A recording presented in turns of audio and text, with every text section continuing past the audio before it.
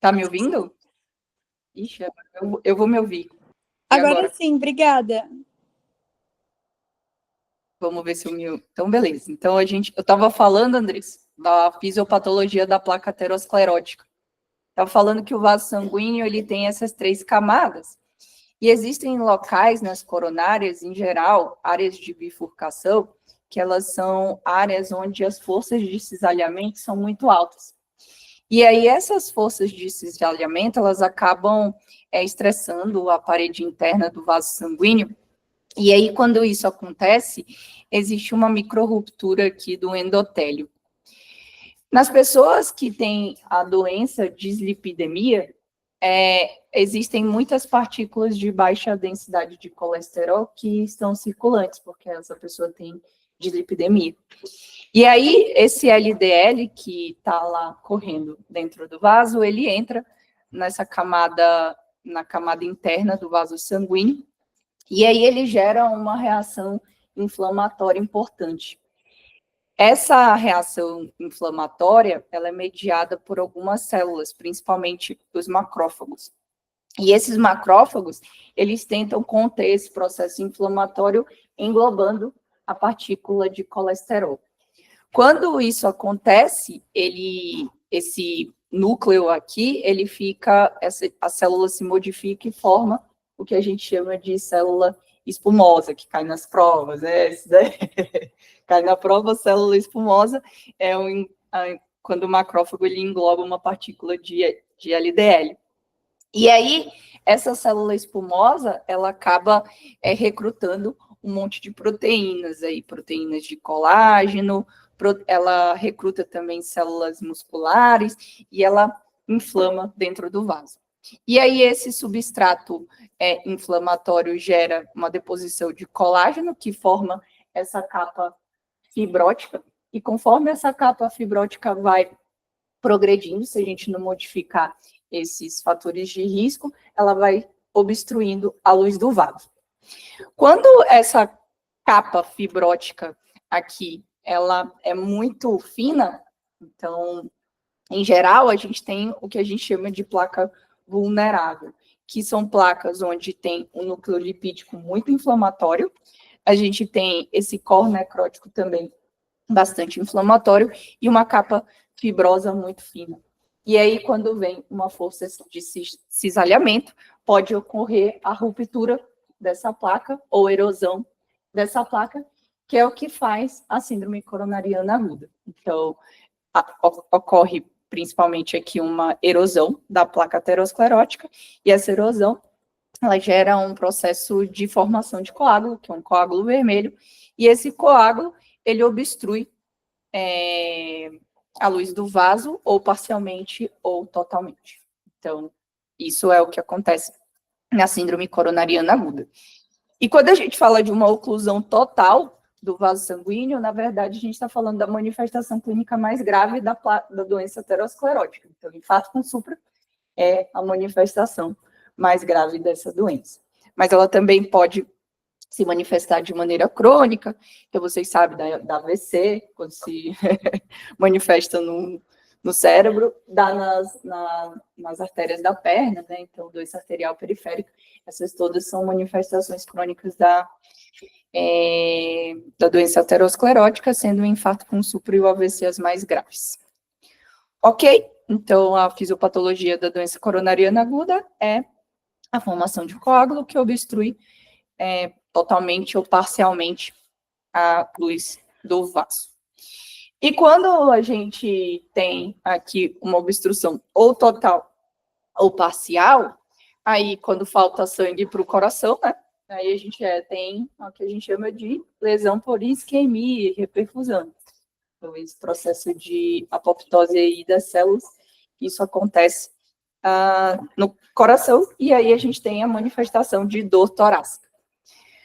Quando estamos falando de uma obstrução completa do fluxo sanguíneo, habitualmente a gente tem alterações relacionadas à isquemia que se manifestam em métodos gráficos, que é o eletrocardiograma, e aí a gente tem, quando tem essa manifestação eletrocardiográfica de supradesenvelamento do segmento ST, a gente já entende que, obviamente, o sangue não está passando dentro do vaso. Então, é isso daqui é o que a gente chama de infarto com supra.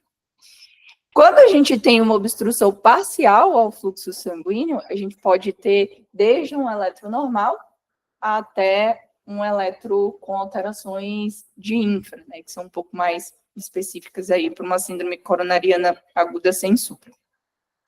Então, atualmente, eles resolveram uniformizar esse critério diagnóstico de infarto.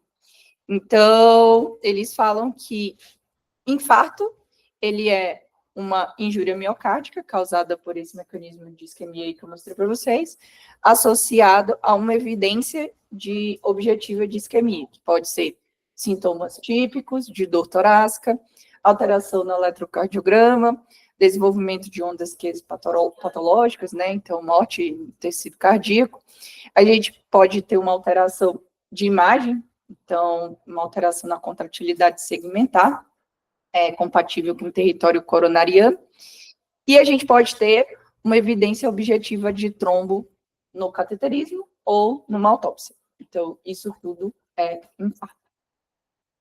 Atualmente, tem 5 tipos de infarto. Eu acho que no contexto da UTI, vocês vão ver, a depender do tipo 1, que é o mais comum do mundo, e o tipo 2, que é um desbalanço entre oferta e consumo de oxigênio, em geral não associado à doença aterosclerótica prévia, que a gente chama de MINOCA, né? Ou ANOCA. Então é isso, basicamente a gente tem essa definição, se tiver supra, infarto com supra, se não tiver, é assim que o cardiologista pensa, infarto sem supra. Não tem muito segredo aí. E vocês sabem as definições eletrocardiográficas? Quais são? Não vou trocar aqui só para ninguém colar. No eletro, o que mostra no eletro? Que pode ser sugestivo de isquemia. Que pode ser sugestivo de isquemia. Supra de ST. Supra de ST, qualquer um? Não, teria que ser... Não vale nota, pode falar o que vocês lembrarem. Quantos milímetros, qualquer parede, todas as paredes. Tem onda Q, não tem?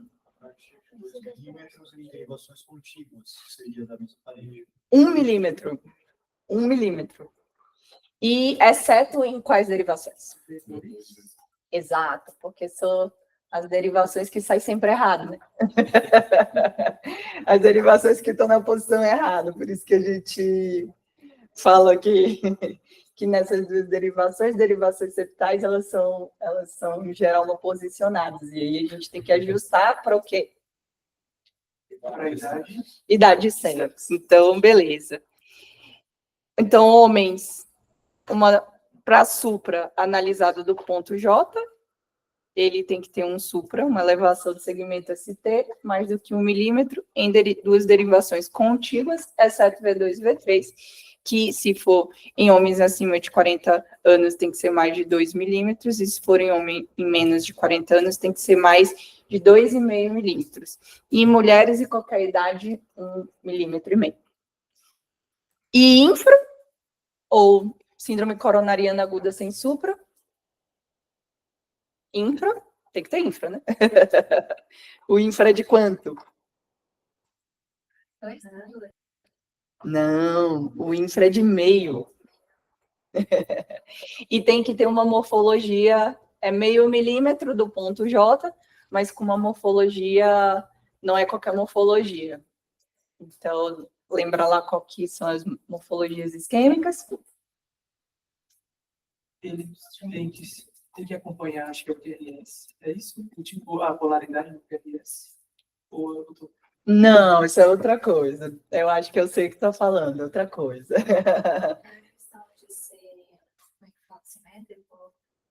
Isso é a onda T, que também pode ser uma alteração isquêmica.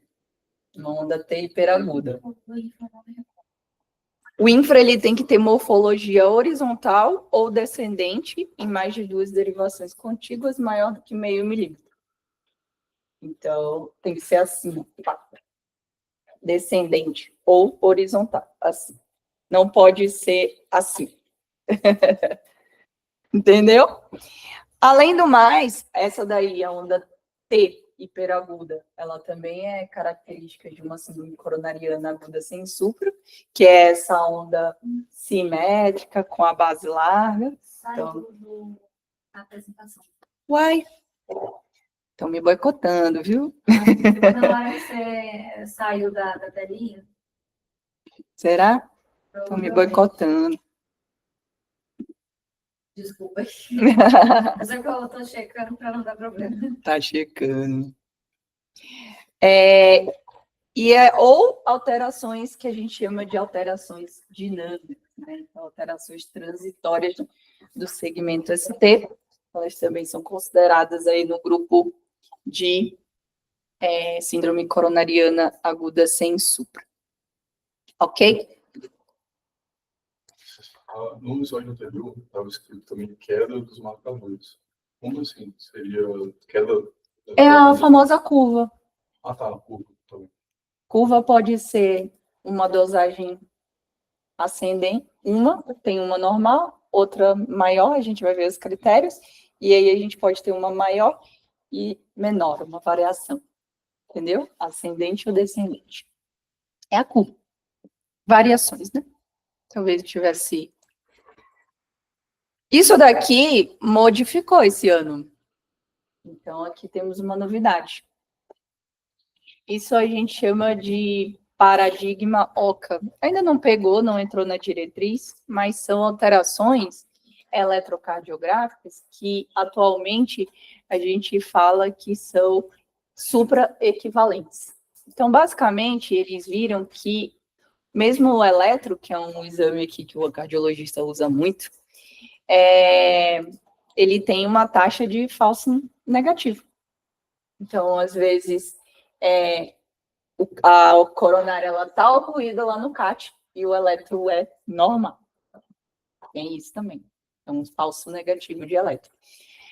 Quando que a gente suspeita disso? Quando a gente tem esses padrões aqui, que a gente chama de padrões de alto risco.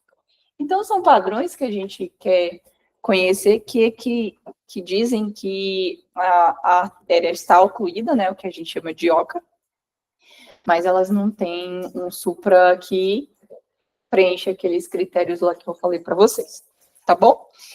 Alguns todo mundo fala na internet, né? Tem alguns falam na internet, no Instagram, mas isso daí tem uns 30 anos aqui.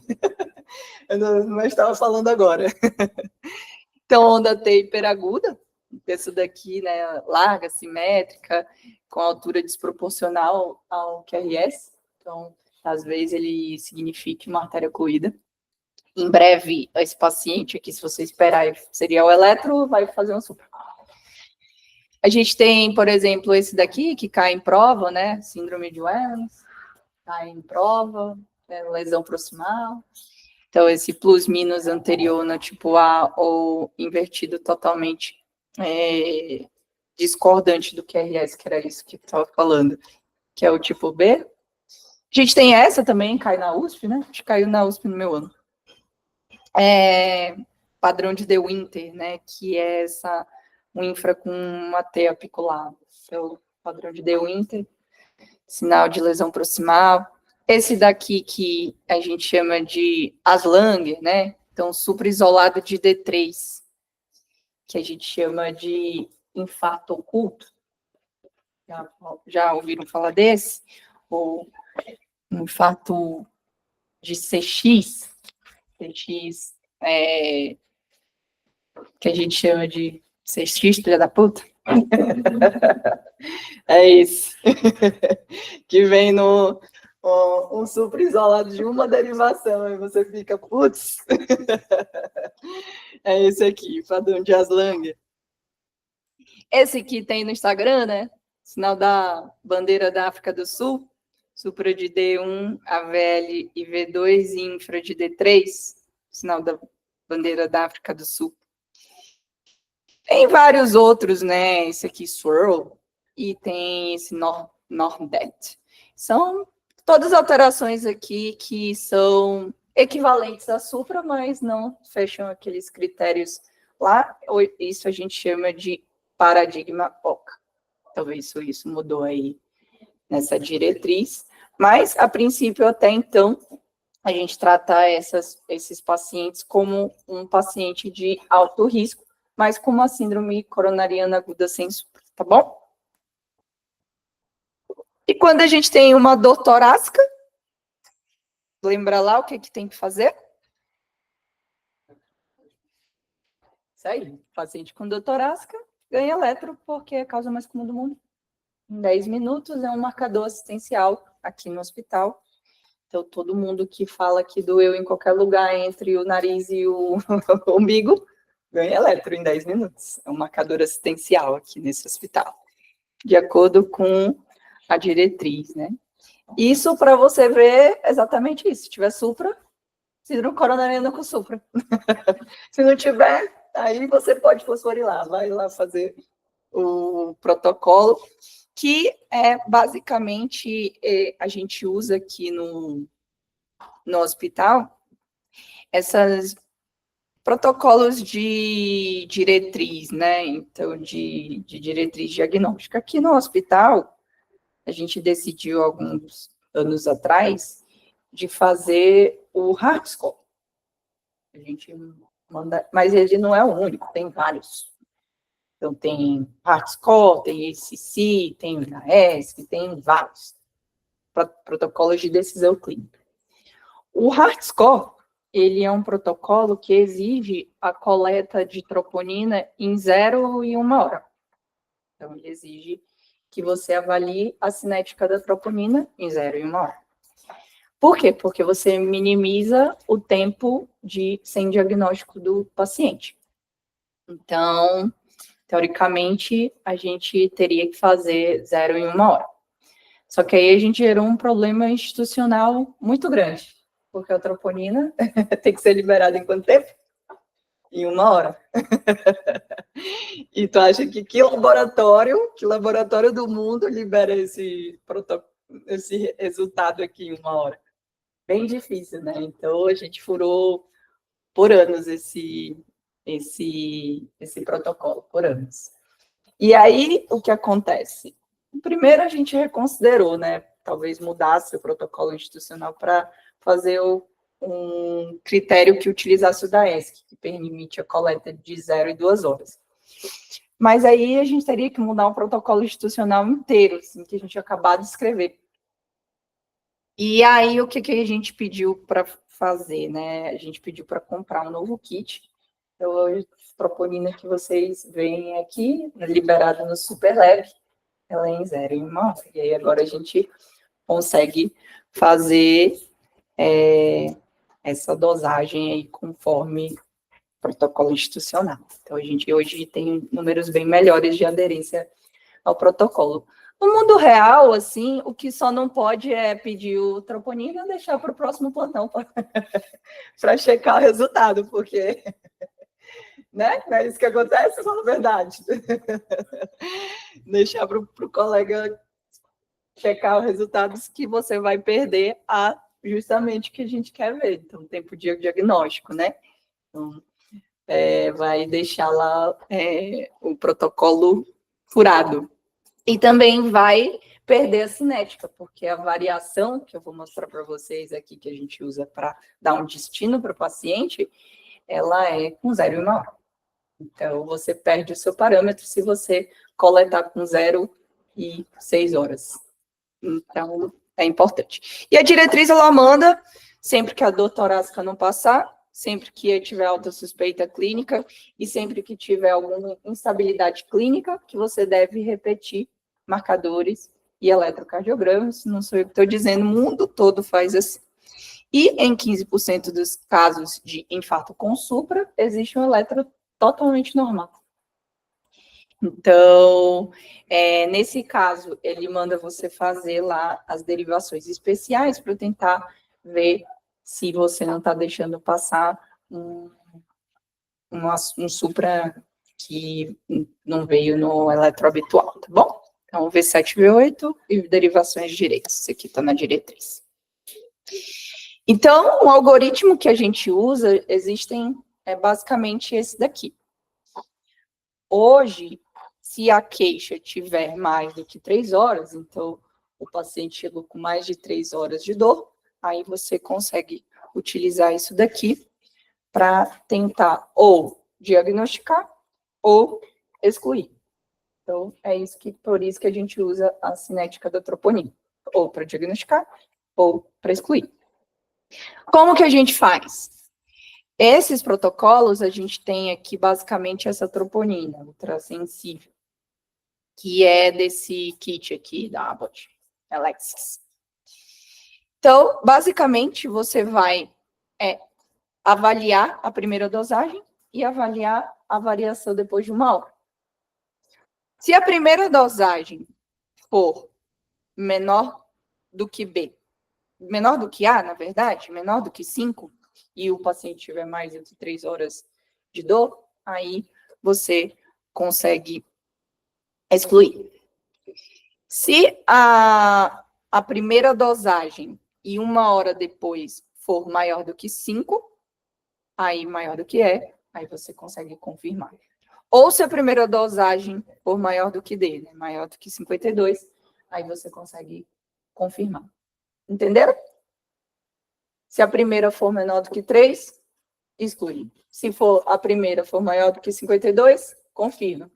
Se a variação for maior do que 5, confirma. E se for a variação menor do que 3, exclui. Beleza? Não é bem para cardiologista isso aqui, né? Não tem que fosforilar muito. Essa especialidade não fosforila nada, entendeu? Só segue a seta. Se você não tiver no seu serviço a troponina ultrassensível, a diretriz manda você usar a troponina convencional, e aí a variação é 50%, com 3 e 6 horas. Ok? Alguma dúvida? Então, fácil, né? Doutor, tem um tempo de elevação da troponina, né? Se o paciente tiver A outra- iniciado com a dor muito precoce, ela já consegue flatrar? Não, tem que ter pelo menos 3 horas de dor. 3 horas de dor, né? 3 horas de dor. Se você não tiver isso daí, ele manda fazer 0, 1 hora e 3 horas. Aí você vai conseguir fazer isso daí, tá bom? Olivia, aqui na UTI, tipo, utilizando a tropa ultrassensível, né? A impressão que dá é que ela é muito sensível, entendeu? Então a gente perde um pouco o parâmetro, assim, sabe? Porque, tipo, ainda mais que nós lidamos com paciente grave, séptico, então tudo pode fazer aumentar, né? Sim. E aí, nesse caso, tem alguma coisa, assim, tipo, principalmente para... Realmente, síndromes coronarianas tipo 1, os valores de troponina iniciais, eles são mais altos. Então, a gente vê maior do que 100, maior do que 200, 300. Esses valores são mais compatíveis com síndrome coronariana do tipo 1. Só que você não consegue utilizar só a troponina para diferenciar, por exemplo, uma injúria miocárdica, uma síndrome coronariana aguda tipo 1 e uma síndrome coronariana tipo 2. Então, você não consegue utilizar isoladamente esse parâmetro. Agora, se você tiver uma suspeita de uma síndrome coronariana aguda, mesmo que a sua maior suspeita seja tipo 2, invariavelmente você vai ter que, eventualmente, conhecer a anatomia do paciente, porque você só vai conseguir dizer mesmo que é uma síndrome coronariana aguda tipo 2 quando você souber a anatomia e não tiver lesão coronariana. Então, é só assim que você vai saber o diagnóstico. Agora, se o paciente ele pode ir para por um cateterismo, é outro problema, né? É um problema que você não consegue dizer isso agora, mas não quer dizer que você vai desistir. Porque nesse sentido aí você estaria não dando uma medicação modificadora, né? Você modifica muito. A gente infere, né? O paciente teve um ERB tipo 2, a gente trata como se fosse, mesmo sem um CAT. nós tratamos como se fosse igual, assim? Não, o tratamento da síndrome coronariana tipo 2, ele é voltado Só para as causas. para as causas. Então, talvez, sei lá, uma arritmia, uma miocardite, deixa eu ver, o que mais que acontece na UTI? Sepse, injúria miocárdica relacionada a sepse. Mas, assim, na dúvida, eu consideraria o pior cenário. Porque é muito melhor você tratar como se fosse um infarto mesmo, e depois você tira a medicação, do que você deixar um infarto sem tratar, entendeu? Aí, você considera o pior cenário possível. Claro, mas às vezes o paciente está entubado, não sei o quê, aí ele vai... Quando as coisas são muito óbvias, ok, mas na maioria das vezes acaba não sendo. Eu acho que, assim, por exemplo, vamos colocar um exemplo. É um paciente jovem que internou por uma pneumonia e teve sei lá, foi entubado e agora tem uma tropo positiva, que um valor não tão baixo. A probabilidade realmente de um paciente jovem ter doença arterial coronária é baixa. Então, nesse caso, a probabilidade é que realmente seja sei lá, uma injúria miocárdica relacionada a sepse. Mas, digamos assim, é um vô de 85 anos, ele já tem doença arterial coronária vista na tomo, na aorta, na coronária, teromatose, e aí ele interna com uma pneumonia, e aí tem uma tropo positiva. Aí, nesse caso, aí é melhor você dar aspirina, dá pelo menos um antiagregante plaquetário e faz uma heparina para ele, para tentar minimizar danos, e quando ele estiver bem clinicamente, aí você faz um método que você vai escolher. Ou então tenta fazer um eco aí para ver se ajuda alguma coisa. Mas nesse cenário, é melhor considerar o pior cenário possível. Beleza?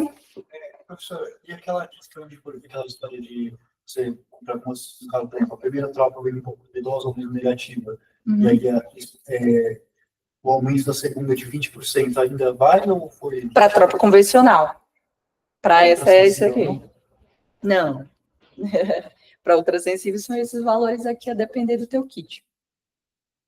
Então, 20% na convencional. E tem um tempo, eu sempre tive essa dúvida.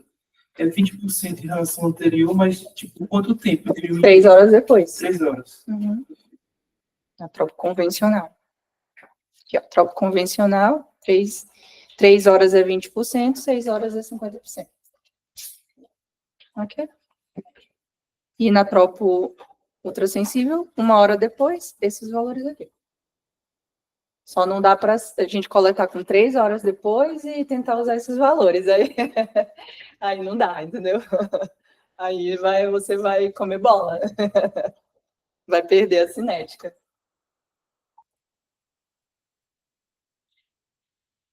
Quando você diagnostica uma síndrome coronariana aguda, então o seu objetivo passa a ser só um, que é abrir a artéria, basicamente. Então você vai pensar numa estratégia de reperfusão. Basicamente é isso que você vai fazer. Quando a gente está falando de infarto com supra, a gente tem 2 possibilidades. Lembra lá? Angioplastia primária e trombose. Tem essas 2 possibilidades.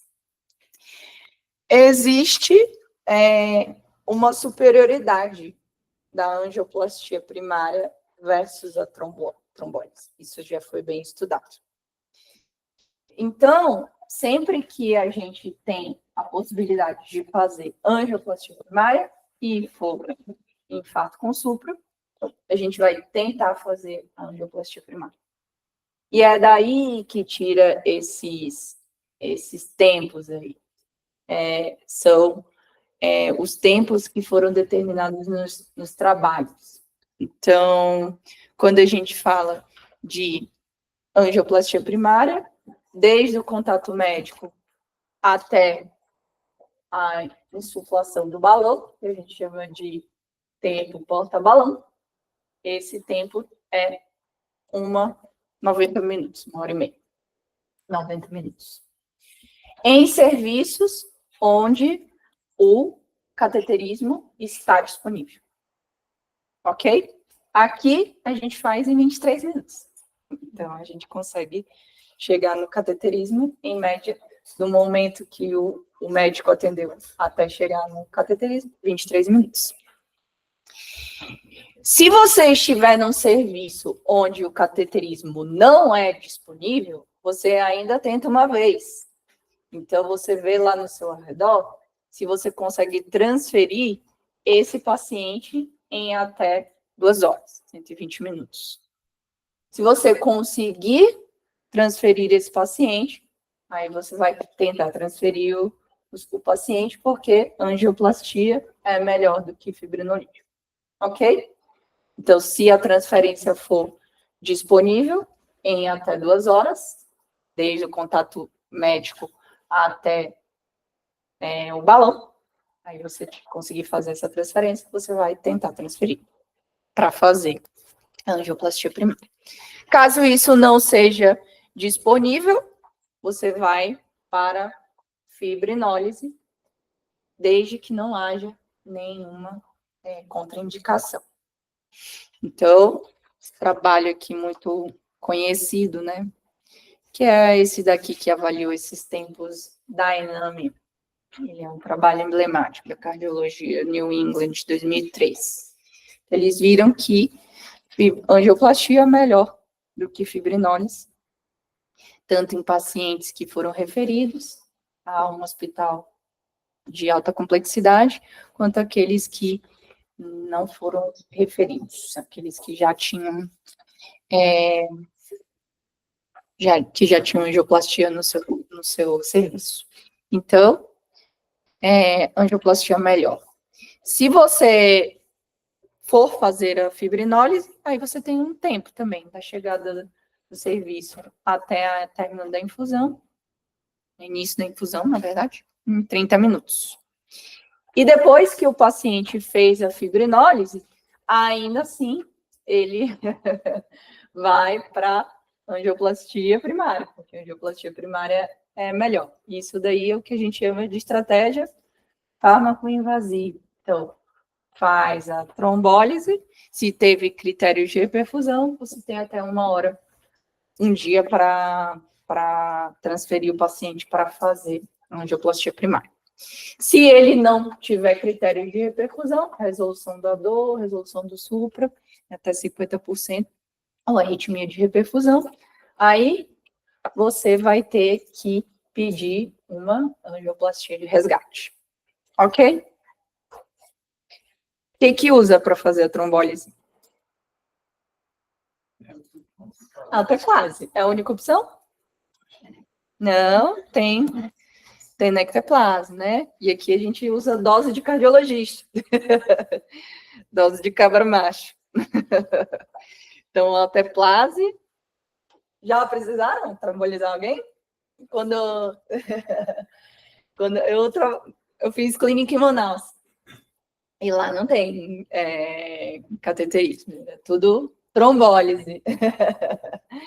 Então, e às vezes não tinha alteplase. Então, a gente usou streptokinase. Usei streptokinase, 1.500.000.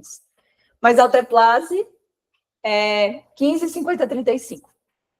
Então, eu decoro isso daí. 15 miligramas em bolos, 50 miligramas, se for acima de 70 quilos, né? Então, 50 miligramas em 30 minutos e 35 em 1 hora. 15, 50, 35. Decora isso. E tenecteplase, bem mais fácil de usar, mais inferior aí inferior aos outros trombolíticos, estudo de não inferioridade, e ele é dose única em bolos. Beleza? Pelo peso. Então, decora alteplase, 15, 50, 35. Pode repetir os tempos? 15 em bolos, 15 miligramas em bolos, 50 miligramas em 30 minutos, e 35 miligramas em 1 hora. Dose alta, né? Dose de que sangra a cabeça. Mas, talvez uma das terapias aqui mais consagradas, mais salva-vidas no mundo, essa terapia aqui, fibrinolítico com aspirina. Trabalho emblemático da cardiologia, desde então, 60 anos fazendo isso. Então, ISIS-2, trabalho mais emblemático, redução de 40% de mortalidade. Parto com supra. Com aspirina e streptokinase. Remédio que mais salvou vidas, né? 17 mil pacientes. Então, beleza. Então, a gente já sabe aqui. E se for infarto sem supra?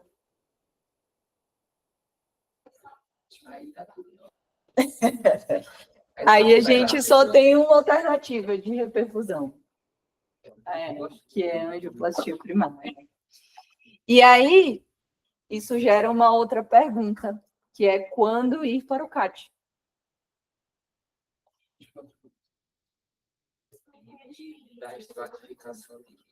Beleza.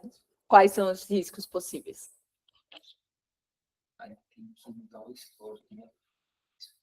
Como é que é o nome desse score?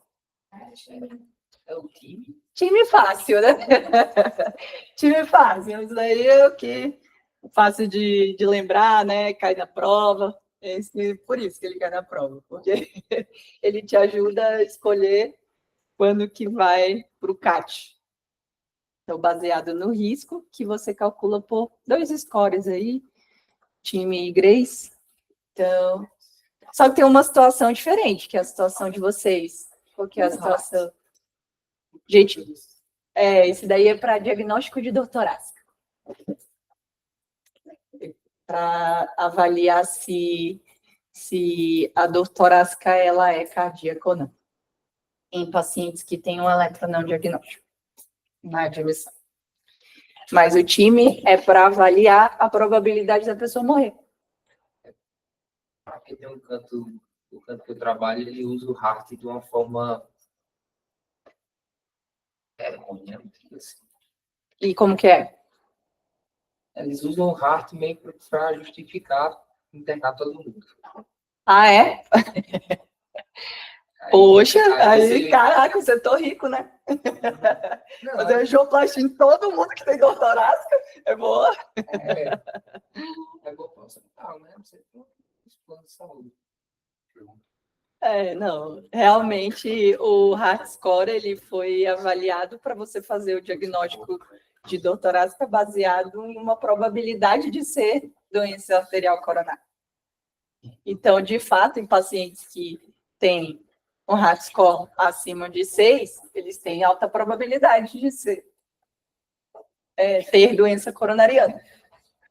Então, sim, eles devem internar, mas isso é totalmente diferente de fazer cateterismo em todo mundo, né? O maior é igual a 2, é igual a classificação de risco invasivo.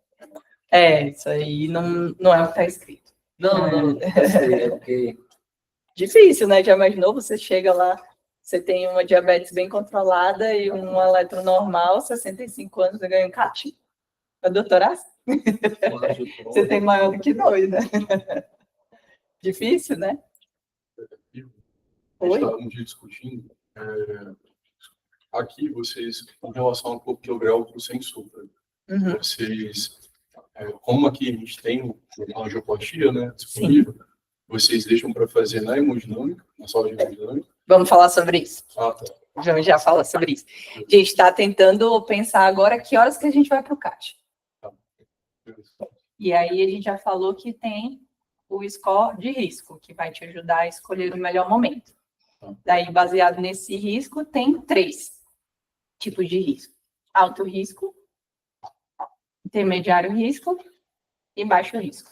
Certo? Alto risco vai em quanto tempo? Em 24 horas. Então, você tem até... Se chegar de noite, vai no outro dia. É para isso que serve. Contemplando que os infartos acontecem de noite. Né? Não precisa... Né? É fogo. Então, não precisa solicitar um CAT correndo. Pode esperar. Se for intermediário risco, aí vai em quanto tempo?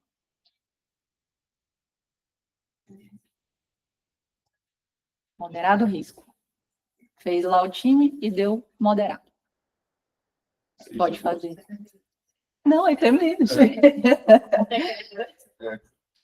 Quanto? Boa! Então faz entre 24 e 72. Então, acertou. Vai lá em 2 dias. Pode esperar até 2 dias. E baixo risco? Semana. Uma semana não. Baixo risco. 5? Não. É em 72 horas ou não vai. A gente vai conversar sobre isso.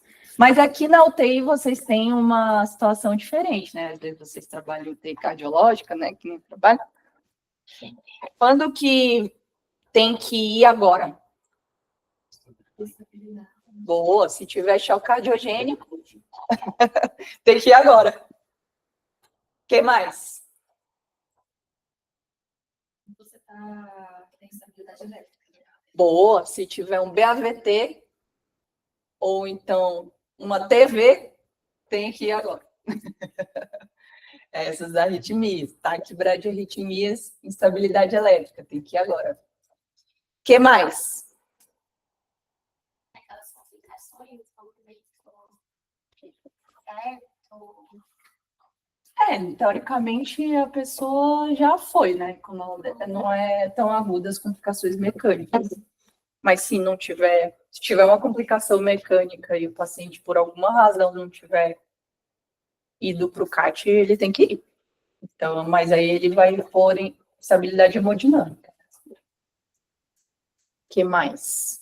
Tem 2 muito frequentes aí, as mais frequentes. Dor refratária. Se o paciente continua com dor, é porque a artéria está fechada. Só tem um antianginoso para ele, que é abrir a artéria. Então, ótimo. Então, dor refratária é uma indicação de ir agora. E o que mais? Só tem mais. Que são as alterações dinâmicas. Então, se muda o eletro, tem que ir agora. Que pode ser um espasmo de coronária, pode estar fechado. Tem BLA que tem uma taxa de falso negativo. Tem que ir agora. Então, basicamente, isso já foi avaliado também em clinical trials, está lá na diretriz, né? Critérios de imediatamente, em até 2 horas, são critérios de muito alto risco que a gente falou. Fora isso, a gente vai usar time Grace para estratificar o risco. Então, se for alto risco, vai em 24 horas. Se for intermediário risco, entre 24 e 72 horas. Se for baixo risco, a gente tem a indicação aqui de fazer uma estratificação seletiva, que a gente chama, que já foi avaliado nesse trabalho, New England. Então, não houve diferença em pacientes de baixo risco fazer uma estratégia invasiva precoce versus uma estratégia seletiva em pacientes que são de baixo risco. Eu, particularmente, nunca vi aqui alguém não indicar o CAT. Porque também, às vezes, eu nunca vi um paciente de baixo risco, mas é top negativo, sei lá, e você fez outra menos de 75 anos, enfim. Mas existe essa possibilidade aqui de fazer, nesses casos, uma estratégia não invasiva. Pedir uma angiotensina coronária para avaliação analógica, tá bom? Só para a gente saber. Isso não tem envio de diferença. Daí a gente tem vários resultados possíveis para esse cateterismo. E o principal deles é essa que a gente vê muito frequentemente. Então, o paciente, ele infartou e tem DAC multiarterial, lesão para tudo que é lá. Muitas lesões. Daí, a gente vai ter que é pensar aí em selecionar uma estratégia de reperfusão. A gente falou aí que é melhor fazer angioplastia primária, mas existem pacientes que se beneficiam mais de outro tipo de estratégia, como cirurgia. Então, vocês vão receber lá aqui na UTI, né, pacientes aguardando cirurgia. Foi lá para o CAT, viu que tinha muita lesão, e agora era um CAT cirúrgico. Qual que são as indicações de cirurgia? Tá aí. Então, lesão de tronco, é melhor fazer cirurgia. Triarterial com disfunção, melhor fazer cirurgia. Anatomia complexa, então não dá para metalizar todas as artérias de todos os lugares, né? Não dá. Nesse caso, a gente avalia isso por um score famoso. Não sei, acho que para vocês não precisa saber como que calcula esse score, mas é um score de complexidade anatômica chamado SYNTAX. Então, pacientes com SYNTAX acima de 32, ou seja, muita lesão, eles são melhores para fazer cirurgia. Tem um trabalho famoso, né? Diabetes com doença multiarterial, FEM, trabalho FEM. Esses daí, em geral, melhores para cirurgia. E por quê? Porque tem vários trabalhos, Syntax, Freedom, Excel, e mostram que a revascularização de mais completa, né, reduz o risco de reinfarto e melhora a sobrevida, principalmente nesses casos aqui, só que aumenta o risco de o paciente ir para a cirurgia duplamente antiagregado ter um AVC hemorrágico. Então, tem que pesar também risco-benefício, não é tão matemático aí, como falei para vocês. Beleza? Outras dúvidas que a gente tem lá quando chega no CAT é basicamente quando tem doença multiarterial, o que a gente faz com essas lesões? Trata só a culpada, trata todas, trata só algumas e deixa outras. O que faz com essas lesões? Então, a gente já avaliou isso daí. Então, a diretriz também fala aqui. Se for infarto com supra e você souber qual que é a artéria culpada, é melhor você tratar a artéria culpada e tratar as outras doenças, né? Então, as outras lesões. Então, você fazer uma revascularização completa. Isso foi avaliado nesse trabalho, muito famoso também. Todos no New England, né? Muito famosos. Complete. Então, ele avaliou exatamente isso. Pacientes com infarto com supra, eles eram randomizados para tratar só a culpada ou para tratar a culpada e as outras. Nesse trabalho, o cateterismo ele poderia ser feito de maneira estagiada. Então, a gente vai discutir sobre isso também. Não precisa ser no mesmo procedimento, necessariamente. Então, vocês vão ver bastante isso. O paciente angioplastou tal lesão e agora está aguardando novo cateterismo para angioplastar outra lesão. Isso não é inadequado, isso é correto. Por quê? Porque ele tem até 45 dias para tratar as outras lesões, se for uma DAC multiarterial, visando uma revascularização completa. Ok? Então, tem até 45 dias. Melhorou morte cardiovascular, reinfarto e revascularização adicional, qualidade de vida relacionada à angina. Então, E aí, a partir de que ponto tratar com Revasc? Ou Revasc é angioplastia, no caso? aqueles critérios que eu te falei que não são de cirurgia, nos outros casos. Não, mas eu digo, quando não tratar a artéria não culpada. Sempre. Mas qual o grau de obstrução, eu digo assim? Para você angioplastar uma lesão isquêmica é aquela que tem, se não for no tronco, é 70%. Então, acima de 70% de obstrução, uma lesão isquêmica. Ela causa isquemia. Então, basicamente, nesse caso aqui, ele infartou a CX e tinha lesão no DA, tinha de 70% no terço médio e tinha uma lesão na CD e na VP de 80% e 90%. Então, ele pode colocar o stent, fazer angioplastia primária naquela lesão culpada. Se ele conseguir fazer no mesmo momento, ele pode colocar stent nas outras lesões, visando uma revascularização completa.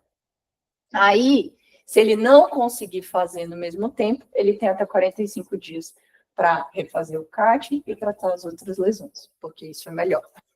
Agora, se tiver uma lesão de 70% e uma de 40%, e essa de 40% for realmente uma lesão não duvidosa, isso a gente fala na cardiologia, lesões de bifurcação, de alta taxa de calcificação e muito extensas, elas são o que a gente chama de placas duvidosas.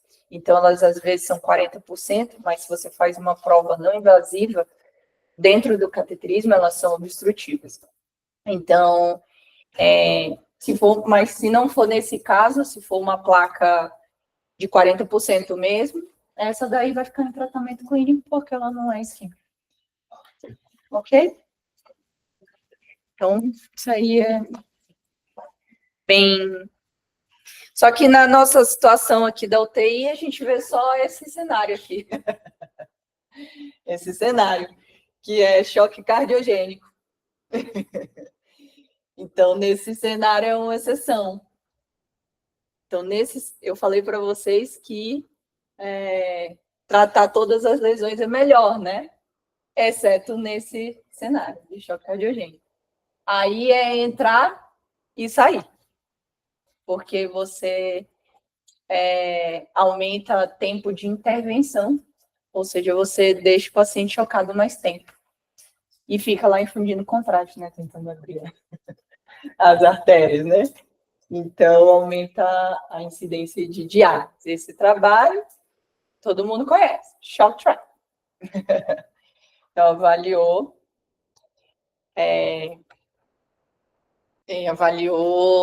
tratar só a culpada versus tratar todas. Se o paciente tiver em choque cardiogênico, aí é melhor tratar só a culpada. Ok? Sem diferença aqui na mortalidade, com menor incidência de diálise. Entenderam? Beleza. E aí a gente vai para os tratamentos, né? São 4 remédios. Lembra lá? Primeiro todo mundo lembra, né? Aspirina. Falei para vocês, né? O trabalho mais importante da cardiologia, ISIS-2. Avaliou aspirina e trombolítico. Então, aspirina isoladamente, aqui, ó, reduz 10% em relação à redução absoluta de risco. Então, quando tem infarto, seja com supra, sem supra, tem que dar aspirina. Como é que dá? 3 comprimidos E macerado, né? Exceto se o comprimido não for tamponado, né? Então, tem que pedir para o paciente mastigar e engolir. Se não conseguir mastigar, tem que dar para a sonda. Tem que passar a sonda e dar. Então, e pode ser 2 ou 3. 162 a 300 miligramas. Então, a dose de ataque. E depois, deixa a manutenção de 81 a 100 miligramas, né? Somaldinho é o de 81. Ok? Beleza, todo mundo sabe dar esse aí de remédio. Qual que é o outro remédio?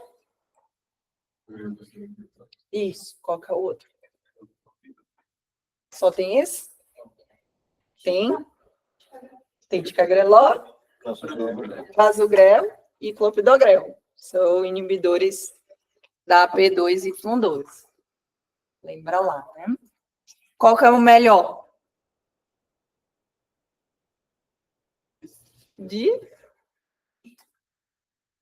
Prazogrel, por superioridade exemplo. em relação à próxima terapia que você vai fazer em relação à Kátia? Se for, calma, a gente vai falar dele, então, desses dois cenários. Mas a gente precisa saber qual que é o melhor, primeiro. A dica melhor. Não. Mais sangue é o Prazogrel, é o mais antiagregante dele, mas ele tem mais sangue. Não, não. Não é bem assim. Vamos ver, vamos ver. Vamos ver aqui.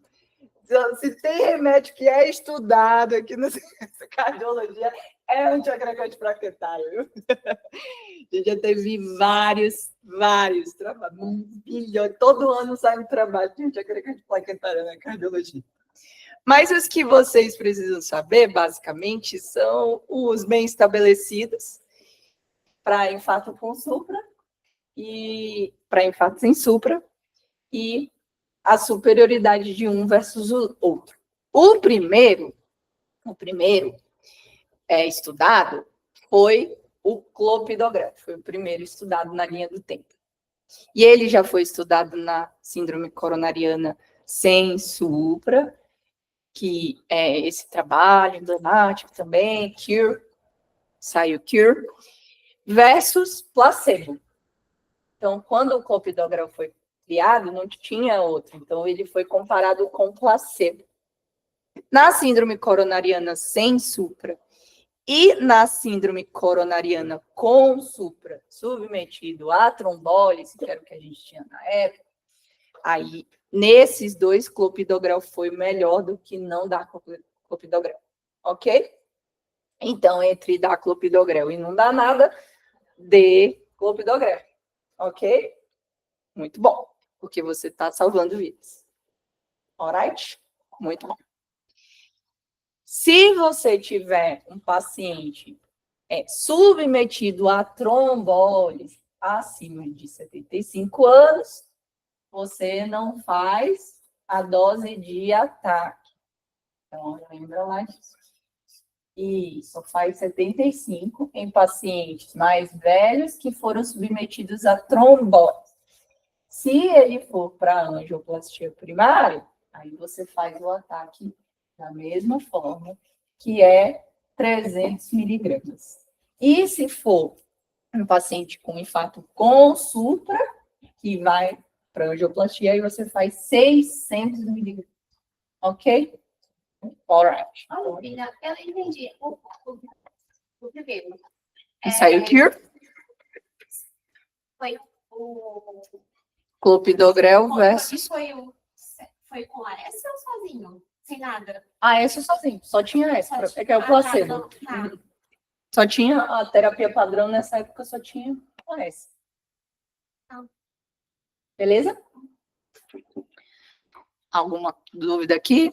Então, Não, porque eu tinha entendido que você falou que era sem nada. Clop entre dar clopidogrel e não dar, sem o S. não, junto com a S. Sempre tem que dar a S. Sempre tem que dar a S. A S faz parte da terapia padrão. Então, entre dar e não dar, é melhor dar. Ok? Beleza. Aí passou o tempo, e aí eles foram estudando novos antiagregantes plaquetários. Em seguida, veio o ensaio Triton, que é um ensaio que avaliou o Prasugrel. E agora, a terapia padrão era AS e clopidogrel. Então, quando a gente fala de novos antiagregantes plaquetários, Prasugrel e Ticagrelor, eles foram comparados versus clopidogrel. Então, quando a gente fala de clopidogrel, ele é o pior. Basicamente é isso, porque todo mundo venceu dele. Alright? Entendeu? Então, aqui neste hospital, você tem que ter uma boa razão para dar clopidogrel, uma boa razão. E, em geral, essa razão é pacientes mais velhos, doença renal crônica, alto risco de sangramento. É por isso que eles recebem clopidogrel. Mas, não sendo essa razão, aí você tem que preferir ou ticagrelor ou prasugrel, ok? Porque eles foram testados versus clopidogrel e foram melhores. Menos infarto, trombose de stent e aumento aí, e sem grandes aumentos de sangramento fatal. Aí o que a gente está falando do sangramento? O prasugrel, realmente, tem razão, ele é o mais potente. E ele aumenta, sim, em relação a clopidogrel.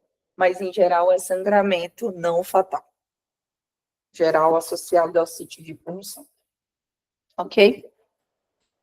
Então, a gente tem um risco realmente maior de sangramento com o prasugrel. Aí vem um trabalho lá europeu, unicêntrico, de um grupo que estuda muita coisa eu acho que o ISA React, que é esse grupo de pesquisadores, ele já está na 11º estudo deles. Eles lançam estudo em síndrome coronariana aguda desde os anos 1900 e bolinha. Então, eles estão lá estudando infarto há muitos anos. E aí, teve um ano aí, acho que é 2019, e eles resolveram testar a hipótese de quem é melhor. Se é prasugrel ou ticagrelor. Então, eles compararam prasugrel versus ticagrelor. Foi um estudo financiado pela indústria. Ele era um estudo de centro único e tinha uma série de metodologia controversa. Então, ele não pegou muito aí esse estudo por conta das controvérsias metodológicas do trabalho. Mas ele comparou prasugrel versus ticagrelor. E nessa comparação, prasugrel foi superior. Então, se você tiver que falar quem é o melhor, dadas as limitações do trabalho, prasugrel é melhor. Exceto nas suas contraindicações. Lembra lá? 75 anos. E AVC hemorrágico isquêmico. AVC em qualquer época. Peso menor que 60 quilos. Ótimo, baixo peso. Só tem uma contraindicação absoluta. Que é? AVC. AVC em qualquer momento. Aí é uma contraindicação absoluta para usar prasugrel. Se for as outras, maior do que 65 anos ou baixo peso, aí é uma contraindicação relativa. E aí, em contraindicações relativas, teoricamente, você poderia usar uma dose que não tem no Brasil, que é uma dose de 5 miligramas. Ok? Então, já teve esse trabalho também. Não tem nenhum cenário assim na cardiologia que, isso aqui, não sei o que fazer. Não, já foi estudado em algum momento, alguém já pensou nisso. Pode ter certeza. Então, você, teoricamente, teria que fazer uma dose que não tem no Brasil, que é uma dose menor. E aí, lembra como prescreve? Efiente, X miligramas, quantos que dá de ataque? São 30, tá? Não, Não, são 60. 60 miligramas de ataque. E manutenção de São 10. 10 miligramas. Então, beleza, faz o ataque de 60 miligramas e faz a manutenção de 10 miligramas. E quais são as... Agora vem a tua pergunta. Quando dá o segundo antiagregante plaquetário? Aí, por causa deste trabalho, com prasugrel. Por quê? Que aconteceu no prasugrel? Nesse trabalho aí. Luísa? Se a gente tem indicação cirúrgica de... Se for arterial, aí eu trago. Não, é porque quando eles davam esse segundo antiagregante, os pacientes eles teriam que ter anatomia conhecida. Então, para você dar prasugrel, você sempre dá na sala de hemodinâmica, depois que você conhece a anatomia, justamente porque ele pode ser cirúrgico. Então, isso gerou um grande debate na cardiologia, que foi uns 10 anos de debate aí, sobre quando fazer isso daí, o pré-tratamento. O pré-tratamento, a gente tem dois momentos que a gente pode fazer o pré-tratamento. Quais são? Que é dar o segundo antiagregante. A gente pode dar na sala de hemodinâmica. E o outro momento? Esse é na sala de hemodinâmica. A gente pode dar, ou dar, espera o cateterismo para dar, ou dar quando o paciente chega. Então, na sala de emergência. Então, ou você faz o pré-tratamento assim que você diagnostica a síndrome coronariana aguda, ou você espera o cateterismo para dar o pré-tratamento, desde que a gente esteja falando de infarto sem supra. No infarto com supra, isso não é verdade. No infarto com supra, até o momento atual, você fez o diagnóstico, você dá os 4 remédios que a gente vai falar aqui. E um deles é aspirina e o outro é o segundo antiagregante plaquetário. Se for no infarto com supra, você sempre faz o pré-tratamento no momento que diagnosticou, ok? Agora, no infarto sem supra, aí você pode escolher. Ou você vai para o pré-tratamento na sala de hemodinâmica, que a gente chama de upstream, ou você faz no momento de diagnóstico, na sala de emergência, que a gente chama de downstream. Ok? Se for o downstream e eu tiver critério para usar o clopidogrel, que você falou, 10C, 22, aí eu posso fazer ele independente de conhecer a anatomia? Pode. O único que você precisa conhecer a anatomia é o prasugrel. E aí, então, como que vamos responder aqui essa pergunta? Quando que dá o segundo antiagregante plaquetário na síndrome coronariana aguda sem supra? Quando que a gente dá? Aí depende de qual que você vai dar. E aí, se for o prasugrel, você tem que conhecer a anatomia e continuar. Mas se não for? Se não for, só o clopidogrel, aí você pode fazer. Não. Não necessariamente. Não necessariamente. Não necessariamente. Vamos lá organizar o raciocínio. Você está diante de um paciente com um infarto sem supra, ok? Você quer escolher o momento que ele vai receber o segundo antiagregante plaquetário, ok? Você escolheu dar um segundo antiagregante plaquetário que não seja prasugrel. Ou você vai dar clopidogrel, ou você vai dar ticagrelor. Se você sabe que vai acontecer até 24 horas. Exatamente, exatamente. Por quê? Porque existem duas possibilidades. Ou você errou e o CAT não veio branco, e aí você deu um remédio para ele que aumenta o risco de sangramento e ele não tinha lesão. Então, ou o CAT é branco, ou o CAT pode ser cirúrgico. E aí se você deu o segundo antiagregante plaquetário e o CAT era cirúrgico, aí você ganhou 5 dias de internação. Tem que esperar 5 dias para ele operar.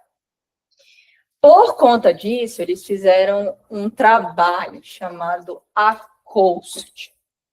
Esse trabalho, ele comparava dar o clopidogrel na sala de emergência ou esperar o cateterismo para dar o clopidogrel.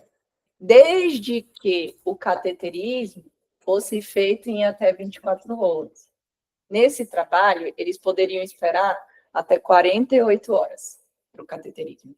Só que a média era menor do que 24 horas de horas passadas até o cateterismo.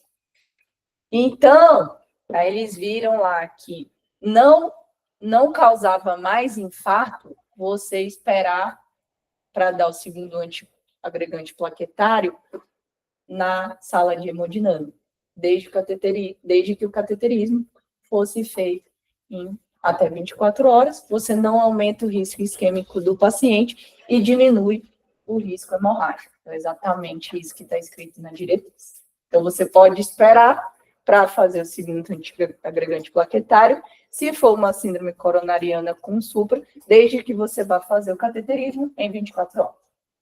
Ok? Deu para entender? Ótimo. Muito bom. Se você for fazer com mais de 24 horas, aí tá. Aí dá. Mas Aí dá mais rápido. rápido. Sempre é o melhor. Sempre dá o melhor. A diretriz manda você sempre dar ou prasugrel ou ticagrelol. Entendeu? Então, por exemplo, se eu tiver numa UTI, um hospital que não tem esse serviço de hemodinâmica, por exemplo, o paciente está lá sentindo uma dor torácica típica, o eletro não veio supra, eu não tenho como fazer um CAT para estudar a anatomia desse paciente. Você vai dar Eu tudo. vou fazer tudo, mas eu, nesse caso, não faço a fibrinólise, eu faço somente a dupla antiagregação. E os outros remédios. E os outros remédios até conseguir o cateterismo e você vai encaminhar o paciente. Você tem que pedir mandar ele ir para o CROSS para ele fazer o cateterismo. Beleza. Mas você vai tratar os remédios, você vai dar tudo. Ótimo. E isso é uma coisa também, porque na realidade, por exemplo, o SUS muitas vezes colocou aquela questão lá de que, por exemplo, os pacientes de baixo risco fazem em 72 horas ou não mais. Só que, por exemplo, no SUS, na realidade, muitas vezes eu colocava o paciente no CROSS e esperava, sei lá, uma semana para até sair. Tem algum Isso trabalho, é alguma coisa triste. que indica o que acontece? Se aumenta a mortalidade? Ou o quê? Não aumenta a mortalidade, só que aí ele perde o benefício da revascularização. Muito rápido. Vira uma DAC crônica. E aí depois ele vem para mim, vira IC. No final. Ele desenvolve isso e é isso que acontece, é triste. Mas a gente pode melhorar, né? A gente pode melhorar. Então, a nossa parte a gente pode fazer, né? Dar o tratamento completo, fazer essa parte de tentar insistir na regulação. Mas é uma barreira de custos mesmo, de logística. Mas é triste. Mas, assim, a nossa parte a gente está fazendo, viu? O importante é você saber o que você está fazendo, né? E aqui nesse hospital, isso não acontece. Não tem motivo para isso acontecer. A não ser que, para você furar realmente esse protocolo, você tem que ter uma ótima razão. Se o paciente está com sangramento ativo e eu não resolvi, uma exceção da exceção, resolvi não ir para o CAT, não fazer nenhum remédio e resolvi só seguir a vida e tudo bem. Mas aí você tem uma situação de exceção, né? Mas no mundo real não é verdade, né? Então, beleza. Pré-tratamento, ele não é indicado rotineiramente àqueles pacientes que serão submetidos à angiografia precoce. Em pacientes sem acesso à angiografia precoce, menor do que 24 horas, ou que a anatomia não será conhecida em tempo hábil, o tratamento deve ser considerado. Beleza? Todo mundo. Então, deu para entender. O terceiro remédio, esse aqui é polêmica da polêmica. Que é heparin.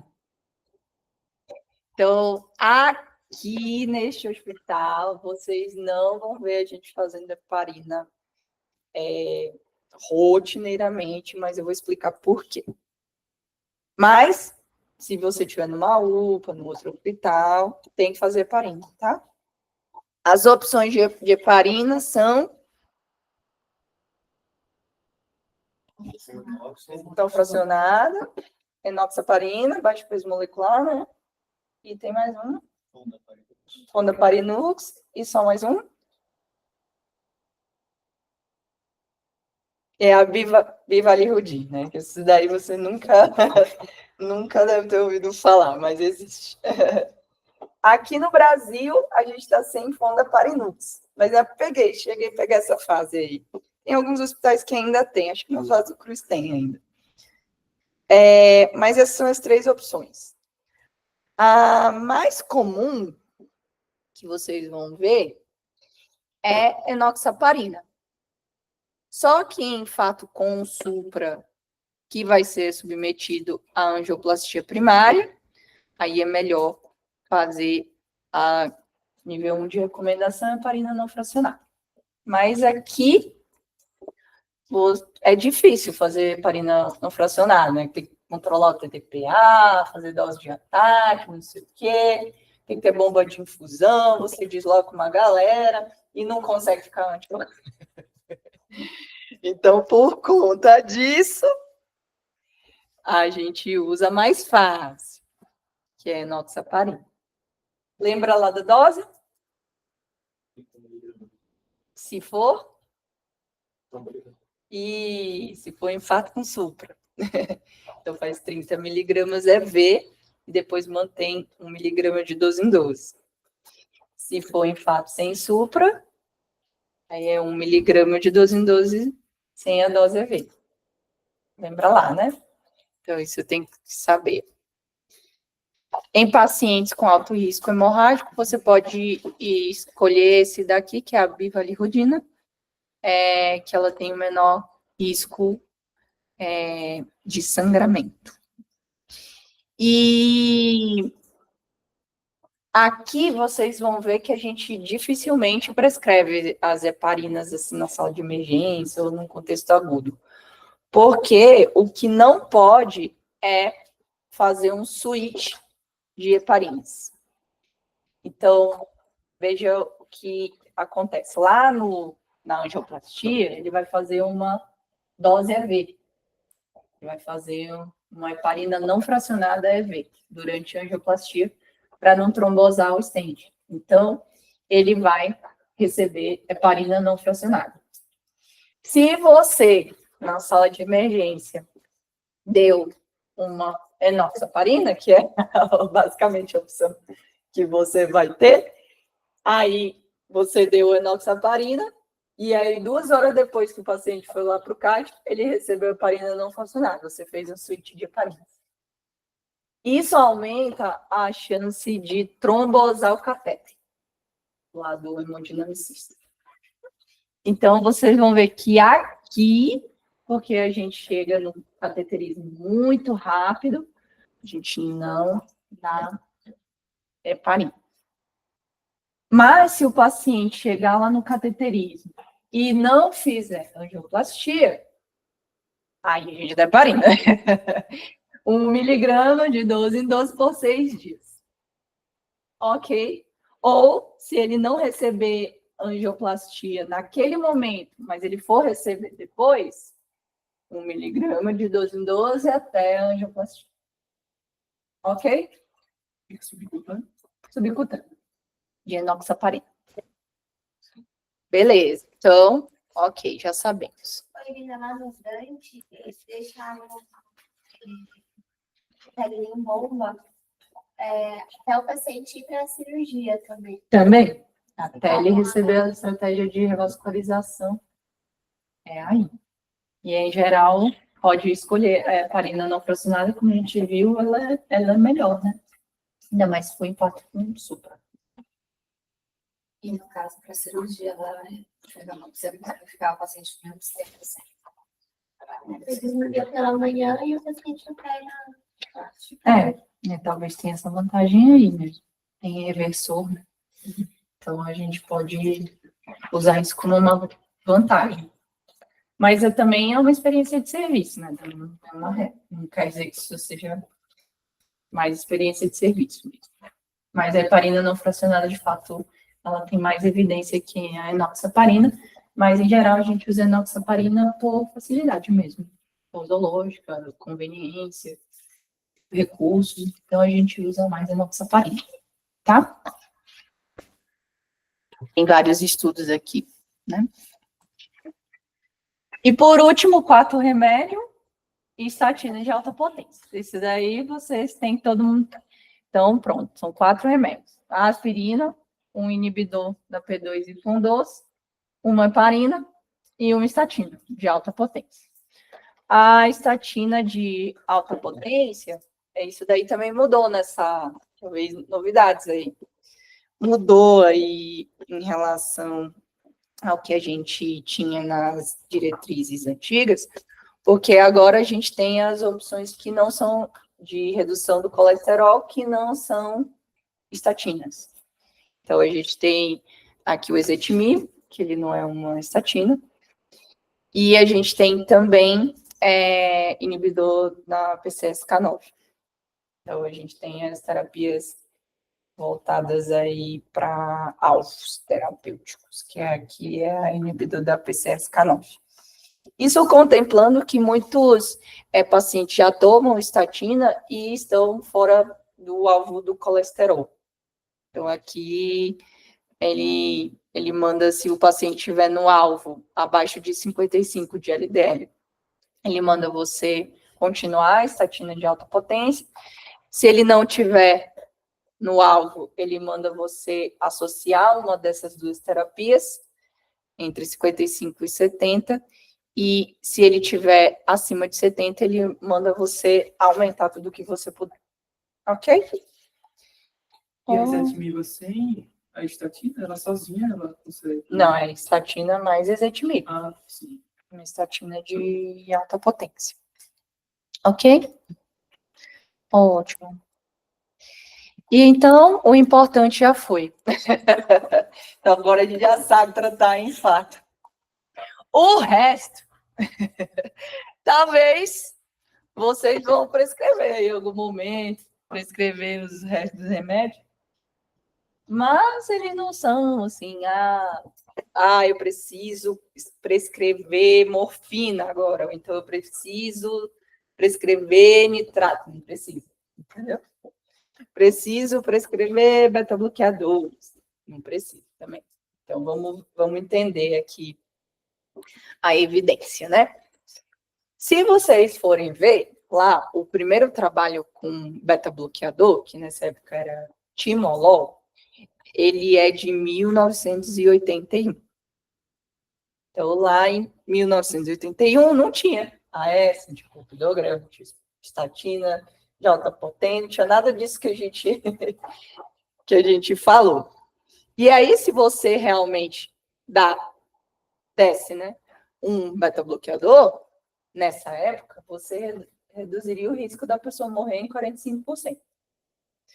Já agora, em 2024, veja que o tratamento da síndrome coronariana, ele avançou muito, a gente estudou muito, e agora, se você comparou quem usou o beta-bloqueador versus quem não usou o beta-bloqueador, agora você não consegue reduzir tanto o risco da pessoa morrer, né? Então, ter um novo infarto.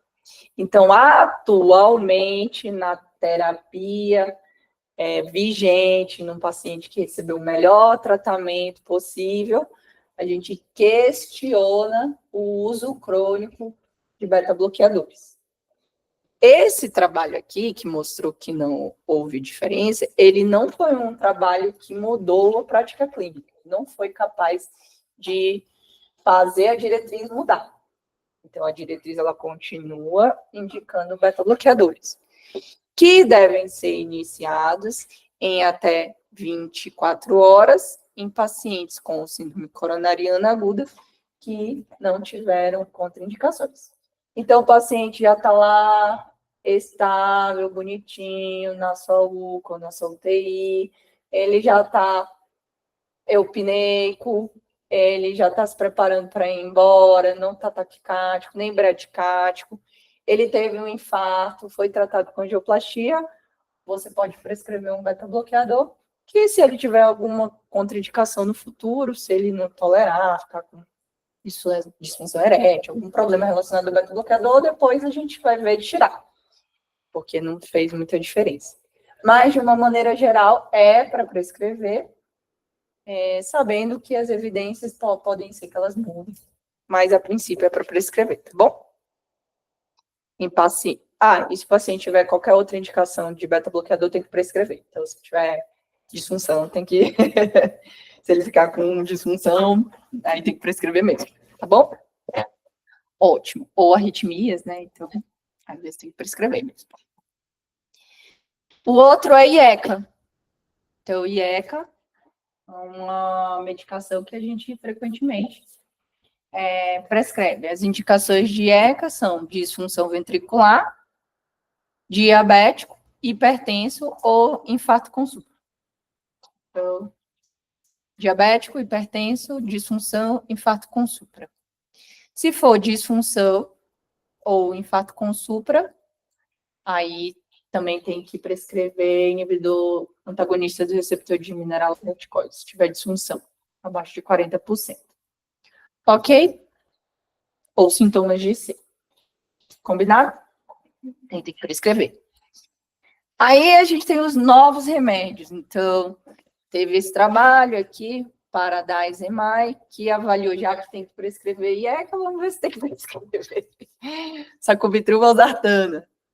Então, não houve diferença em pacientes de alto risco em relação a ramipril em prescrever sacubitril valsartana. Então, talvez seja uma possibilidade em pacientes com disfunção crônica, pós-infarto, já ambulatoriais, você possa trocar aí, talvez, IECA versus sacubitril valsartana, mas na internação não precisa prescrever isso daqui, tá bom?